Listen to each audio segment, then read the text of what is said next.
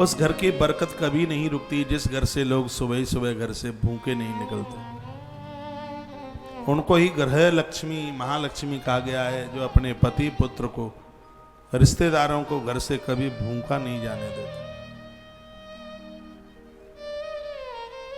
यहां सुबह 10 बजे भंडारा शुरू इसलिए हो जाता है क्योंकि सुबह ही सुबह आपकी रेल ट्रेन होती है, आप भूखे न चले जाएं इसलिए। जिसकी देहली से कभी कोई भूखा नहीं जाएगा। कुबेर के खजाने में कमी आ सकती है लेकिन तुम्हारे खजाने में कमी नहीं आएगी। ये सूत्र ले लो, हमसे फायदे में रहो। बिना यज्ञ करे यज्ञों के पुण्य मिल जाएंगे। मेरी चीज बहुतों में, मेरी बहुत चीजों में मेरी श्रद्धा है, लेकिन लोगों को भोजन कराना, इससे ज्यादा श्रद्धा मेरी किसी चीज में भी नहीं। हम लोगों ने तो कलयुग में जन्म ले लिया है। सही बात तो यह है कि हम लोग तो सतयुग के लोग हैं। हम लोग तो सतयुगी लोग हैं।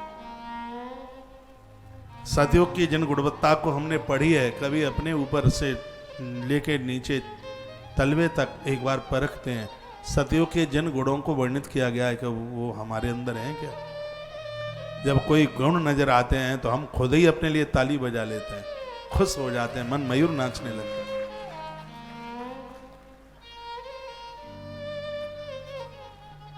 किसी को भूखा मन जाने दीजिए। आवे अतिथि द्वार पर करो सकल सम्मान, ना जाने किस भेष में मिल जावे भगवान।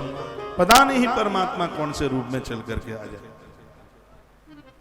इस ब्राह्मण देवता के घर से कभी कोई भोजन करके ही नहीं गया। वो जीमते सब जगह थे लेकिन जमाया किसी को नहीं। ब्राह्मण के 6 काम हैं।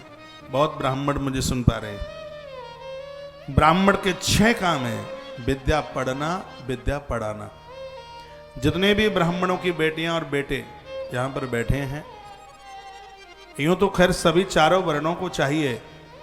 यदि आपके पास योग्यता है तो गरीब दीन बच्चों को 1 आध घंटा निकालकर बिना पैसा लेकर के उन्हें पढ़ाइए। यह आपका पुण्य 100 यज्ञ की तरह होगा। पूज्य स्वामी विवेकानंद जी महाराज ने परदेश की धरती पर शिकागो में कहा, मैं उस भारत माता का लाल हूं जहां के लोग शिक्षा का दान करते हैं, विद्या को दान के रूप में समझा। तो यह बहुत बड़ा दान है। किसी अशिक्षित को शिक्षित बना देना 88,000 ब्राह्मणों को भोजन कराने के बराबर है। और ये योग्यता आपके पास है। आप किसी को किताब दे सकते हैं। बहुत गरीब लोग, बच्चे बहुत गरीब है, मन मार के रह जाते हैं, उनके पास नहीं है व्यवस्था। बेटियां इतनी होनहार होती हैं, पैसे की वजह से वो रह जाती हैं। अपने पापा के ऊपर वो दबाव नहीं देती। जितनी बेटी सीधी होती है इतना कोई हो ही नहीं सकता। मैंने इनका इतिहास बहुत बारीकी से पढ़ा। वो अपने पिता को बहुत जोर देती नहीं है, बिल्कुल खुद नौकरी करेगी अपनी पढ़ाई के लिए।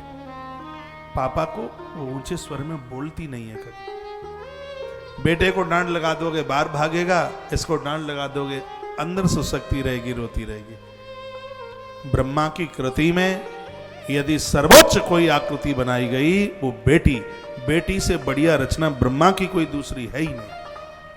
ताली बजाना मत आप, कोई फर्क नहीं पड़ता।